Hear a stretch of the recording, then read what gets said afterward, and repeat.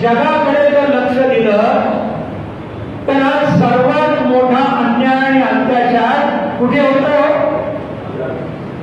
कुठे होतोय सांगा जरा, लाजू नका.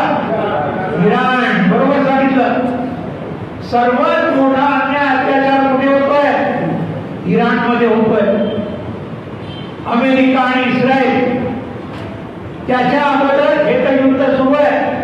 इराण पुरून उरतंय. बघितलं की नाही तुम्ही? काही दिवस बघताय की नाही युद्ध कसं चाललंय ते? फटाक करून इराण संपलेलं नाही. ते उलट अमेरिकेच्या सबंध मध्य आशियातल्या वेगवेगळ्या देशांमध्ये जे त्यांचे तळ आहेत त्या सगळ्यांवर त्यांनी मिसाईल आणि बॉम्ब टाकलेले, इस्रायलवर टाकलेले आणि प्रचंड सळो का पळो म्हणून या ठिकाणी अमेरिका आणि इस्रायलला केलेलं आहे. ही साधी गोष्ट आहे का?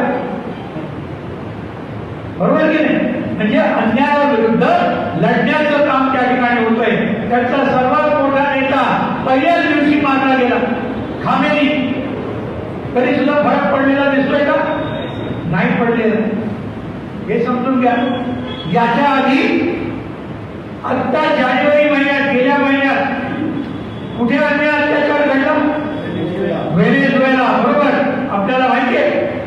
रात्री यांचं सैन्य येतं व्हेनेझुएलाच्या राजधानीमध्ये काराकास मध्ये आणि त्यांचा निवडलेला अध्यक्ष त्याची बायको दोघांना पकडतात आणि त्या ठिकाणी या जहाजातून आणि विमानातून अमेरिकेत घेऊन जातात आणि त्या ठिकाणी जेलमध्ये टाकून देतात. असं कधी घडलंय का? तुम्ही असताना कधी घडलं असं? नाही. याच्यापेक्षा वाईट गोष्टी घडलेल्या आहेत. अमेरिकेने 1961 पासून ते आता 2026 खामेनी पर्यंत अनेक देशांच्या अध्यक्षांना, पंतप्रधानांना ठार मारलेला आहे. अक्षरशः ठार मारलेला आहे.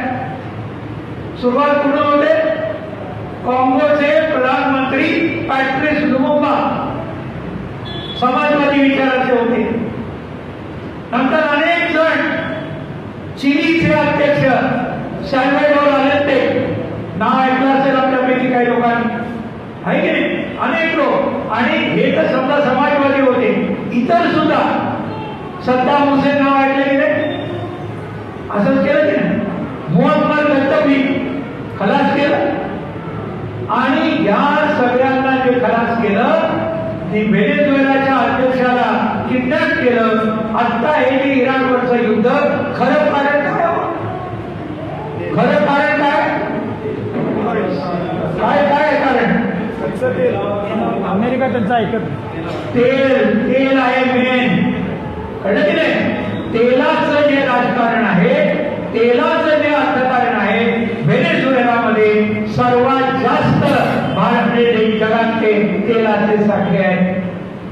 इराणमध्ये प्रचंड साठे आहेत. इराकमध्ये प्रचंड साठे आहेत. कळलं की नाही? आणि म्हणून कार्ल मार्क्सनी म्हटलं होतं, सगळ्या गोष्टींकडे जर बघायचं तर त्याचं मूळ तुम्हाला 99% वेळेला आर्थिक बाबतीमध्ये तुम्हाला सापडेल.